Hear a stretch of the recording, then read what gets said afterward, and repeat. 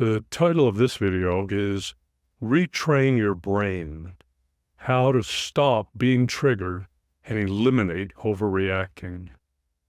Do you ever find yourself overreacting to things that happen almost every day? For instance, if someone cuts you off when you're driving and you spontaneously get so angry you honk your horn and shout at them even though they can't possibly hear you. Or you find yourself stuck in a slow line at the supermarket, so you sigh and mumble to yourself in frustration. Or you see a social media post that triggers you, and before you can stop yourself, you're typing an angry reply. After you've done overreacting, you wonder, what just happened? Where did that outburst come from? These are just a few examples of overreacting that are very common, even if you are not usually an emotionally reactive person. But have you ever asked yourself, why do you overreact? Well, for sure, it can make you feel like you're being controlled by some invisible force. It's like you're controlled and imprisoned by your emotions. Well, there are two major sources of your overreacting. One source of your overreacting is your own brain. There's a structure in the brain called the amygdala, and it's part of what's called the limbic system, which is also sometimes referred to as your reptilian brain. Well, lizards and other reptiles only need three basic instinctual impulses to survive, depending on the circumstances. They need to fight, freeze, or flee. In humans, these lizard brain behaviors range from phobias to snap judgments, to anxiety, to procrastination, to writer's block, to depression, to anger, and a lot more. And they arise because the reptilian brain complex is designed to work in one simple mode. When confronted with a challenge, such as, let's say, hunger or a perceived threat or a frightening situation, your lizard brain gives you only three possible choices: fight, freeze, or flee. Now, back in the day, let's say 80 million years ago, those were validated options that helped keep animals alive and kicking. If they were hungry, they killed something and ate it. If they were trying to kill them, something were trying to kill them and eat them, they fought them, or they froze, or they played dead, or maybe they ran away. So in other words, the amygdala helped them live by either fighting, freezing, or fleeing. Now, you have a lizard brain in your head, and it still operates the same way today. The difference is that there isn't a lot of literal eat or be eaten situations in modern society, but there are stressful situations. So, fighting, fleeing, or freezing are often overreacting responses to modern stressful situations. Now, what happens instead of fighting? People exhibit quick reflex, knee-jerk behaviors such as anger or rage. Instead of fleeing, people find themselves overreacting and becoming unreasonably frightened, and they may have sustained anxiety. Instead of freezing, people procrastinate or unintentionally sabotage themselves by not getting things done. Simply because there is a component of a reptilian brain in your head does not mean that you have to succumb to these ancient and largely obsolete reactions. But if you don't have a strategy to disempower these primitive reactions, then you could very easily be the victim of them. Realizing where these inappropriate responses come from and why is the first step to dealing with overreacting behaviors. We'll get to some strategies in a few minutes, but first, I want to talk about the second cause of overreacting. The second cause lies in the many subtle energy patterns that you have created by overreacting in the past. Now, here's how this happens. Each time you have an emotional reaction, You energize subtle patterns with your life force energy. So that's why after an emotional outburst, you sometimes feel drained and tired. You've expended some of your life force energy. After overreacting countless times, you ingrain a conditioned response. And that engages like an autopilot, and you keep reacting and re-energizing the reaction. You might think of your reactions as a habit, but they are actually caused by energy patterns that are often very subtle and seemingly arising from nowhere, but they come from your subconscious. Subconscious patterns stored in your biofield or somewhere in your physical body are called thought forms. They're composed of your memories of events that you experienced or witnessed in the past. They also usually have pictures in your mind of what happened, and they are accompanied with your conclusions and beliefs about the event. And then lastly, there are the emotions that you felt about the event. Now, over time, each of these subtle patterns becomes stored in your aura, in your chakras, in various places in your physical body, and in your subconscious mind. They collect there in clusters and in layers, just waiting to reactivate the next time you're triggered by a similar event. The only way to not be triggered is to directly address what causes you to react. You can actually de-energize those thought form programs. And if you are dedicated enough, you can actually eliminate negative moods and overreacting. A lot of people don't believe that's true, but I'm telling you for a fact that it is.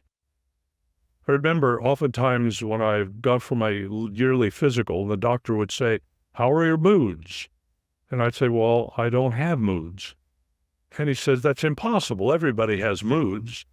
Well, I used to, but I figured out the cause of them, and I also figured out a way to remove those thought forms. I'm going to give you 3 foundational elements for dealing with being negatively triggered and overreacting. The first foundation is recognizing where these behaviors come from and to see them in your own day-to-day life for what they are. You need to know what the reactions are and what kinds of situations trigger them, so you'll be aware of what's happening the next time you're triggered. Right now, think of some ways that you've recently gotten triggered and reacted. Was it something someone said or did? Was it something you heard on TV? Or maybe something in the news upset you? I know some people that yell at their TV set. It could have even been a scene in a movie. Some people just love to go to horror movies just to get frightened. They love the adrenaline rush.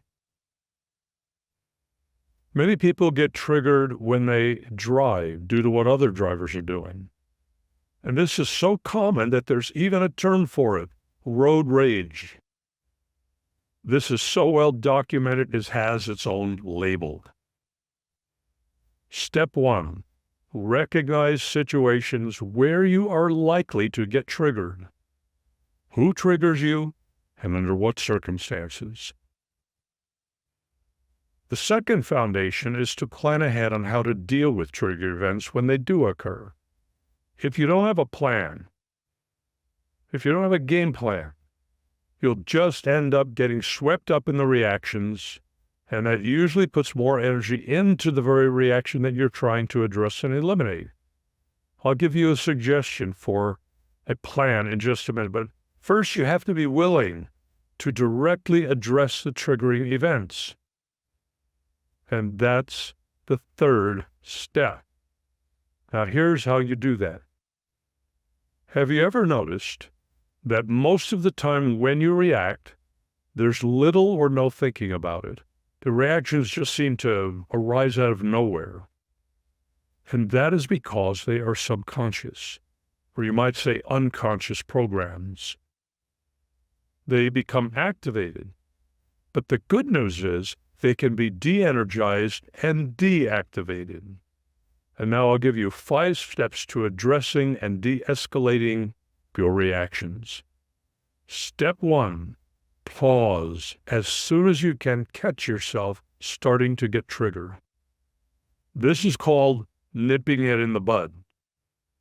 When you feel a reaction rising up and you recognize it's an overreaction and something triggering, pause, take a breath in through your nose, and let it slowly out your mouth. Acknowledge what is happening. You are just experiencing a survival instinct that's part of your reptilian brain, and there are ways to peacefully address them and reduce them. Now, doing this, just this simple thing, can help you to refute ownership of the reaction. What usually happens is the reaction overwhelms you before you realize what happened or why it happened. Now, even if you have already overreacted, which is quite likely, by the way, you shift your energy by taking a deep breath in through your nose, exhale gently out your mouth, and this has an automatic calming effect. It gives you time to gather your thoughts. Step 1, pause. Step 2, label. It helps to actually put a label on your overreacting, because specificity and identifying helps you to disidentify from it and release the energy from it. So what exactly is your reaction? Is it anger? Is it frustration? Is it insecurity? Are you frightened? Is it defensiveness? Do you feel like someone's trying to control you? Are you overwhelmed? Or do you feel depressed? Or maybe you're just suddenly feeling worried or anxious. Well, let's take the example of someone cutting you off with a dangerous driving maneuver. There's a good chance that your reaction would be anger. Anger and fear are likely your 2 most common reactions. However, as you navigate your day, there will be probably a whole range of reactions for you to label. So when you're cut off, you take a deep breath and you label what just happened as anger. The third thing to do is ask. Ask yourself why this has triggered you the way it did. The point of this step is to make yourself aware of what is triggering you, because often the emotion in your reaction is due to something simmering below the surface. It's deeper than just being cut off. Rather, you might be reacting angrily because you feel like it's going to make you late, or you feel like someone just did a dangerous maneuver that could lead to an accident. So you react with anger and maybe fear. The more information that you can gather about your overreacting, the more deeply and thoroughly you're going to be able to release it and clear it. The fourth step is make a choice. You've paused, labeled it, and asked. Now it's time to choose a healthy response. This is a key step to the process. Think about your goal. What is it that really matters to you the most? What would be a better response? Is getting angry going to help you achieve your goal? Of course not. The goal in our example is to get to your destination on time and safely. Getting angry is going to shift your focus and distract you from your goal. A better response would be shake it off and focus on your driving. Recognize that when you first start putting these steps into practice, you're not going to be perfect at implementing them. So don't get discouraged or feel defeated. It takes time to break these old habits, these patterns. But these steps are an effective way to do it. The fifth step is the release. You don't want to ignore it or deny it or bury the emotion or the subtle energy that's tied up with your reaction. Now, let's briefly look at the 2 most common triggers, fear and anger. Sometimes getting angry causes people to do what you want them to do. For example, parents will yell at their kids or their pets to control their behavior. People in relationships often do the same thing. The problem with this is that anger doesn't really get you the long-term results that you want. People might temporarily do what you want, but they're going to resent you, hate you, or fear you. Anger also breeds more anger. So here's what happens when you're angry. Getting angry actually feeds more life force into the anger program controlling you. So you unwittingly energize the very anger pattern that you want to get rid of. So one way to counter the anger program is to shift your focus from where you feel the anger most likely is around your head, as in the expression of being a hothead, or in your solar plexus in your abdomen, as in, I feel like my stomach is tied in knots. So notice where you feel the anger, and then intentionally move your attention to the center of your chest. This is called your heart center. Put one hand over this area, take a deep breath, and say the words peace, love, and patience. Now, that may seem difficult in the moment of anger, but with practice, you'll cut off the energy source of the anger, and it will diminish. And over the weeks, you're going to find that you're going to retrain your brain to be soothed instead of agitated. You can actually train yourself to react with calm peacefulness when confronted by a previously angering situation.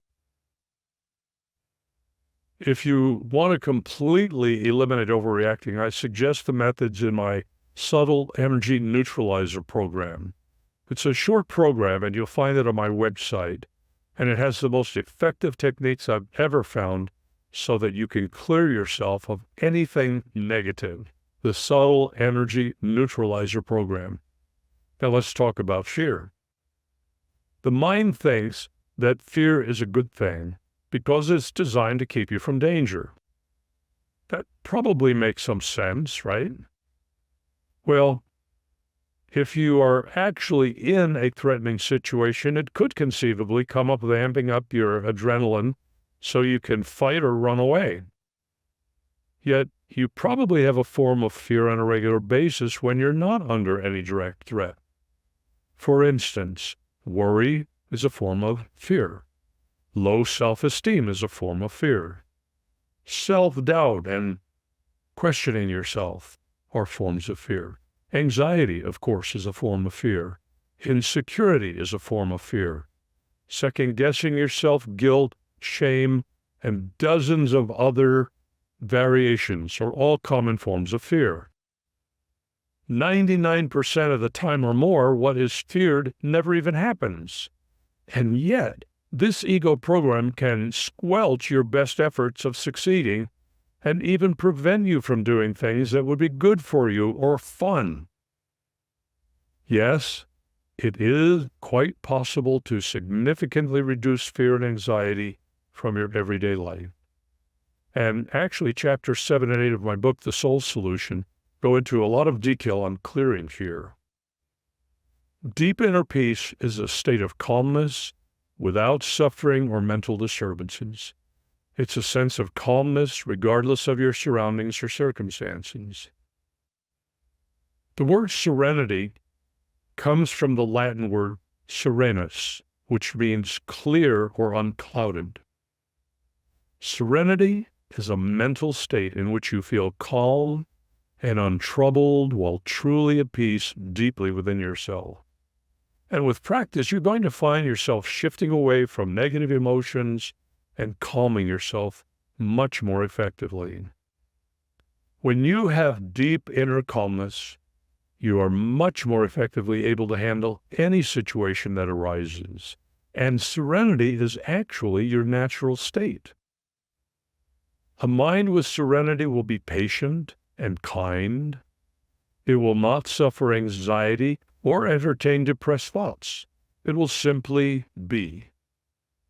Now, what else can you do to arrive there? One way to become more serene is to create what I call a serenity trigger. A serenity trigger can be anything that you focus on to remind you of serenity. For instance, images of a serene pastoral setting with rolling grassy hills and a peaceful running stream. You focus on the mental image or an inner movie of this, and when you visualize it, it reminds you to pause from whatever you're doing and go to your safe place of serenity amidst any chaos that's going on around you. Your serenity trigger can be anything that works for you. Maybe it's a picture of your family or significant other that you keep in your wallet. Maybe it's thinking about a pet you love. Maybe it's the sound of a waterfall or an accessory that you carry or wear, such as a crystal or an item of jewelry that holds a meaning for you. You could also use an app on your smartphone that plays relaxing music, and it might display pictures or movies of relaxing scenes. Find something that makes you feel peaceful and use it as your serenity trigger. I have a lot more suggestions and guidance for you in my free ebook called The Power of Zen. The entire book is about attaining serenity and is available for free on my website under the free resources. That's at jonathanparker.org.